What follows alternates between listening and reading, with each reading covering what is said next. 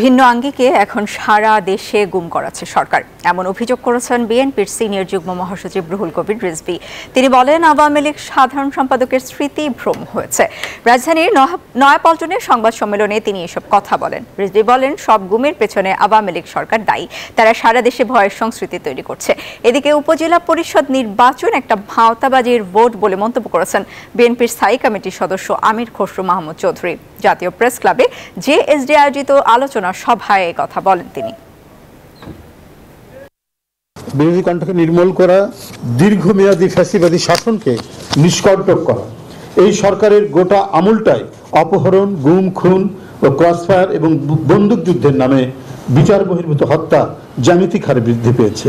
আর vote চুরির প্রকল্প তো সম্পূর্ণভাবে রয়ে গেছে।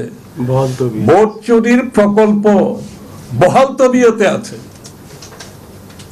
এবং এই ভোট চুরির প্রকল্পই তো তাদের ক্ষমতার উৎস। বিকাশে কম খরচে ক্যাশ আউটের লিমিট বেড়ে 50,000, প্রিয় এজেন্টও 2টা।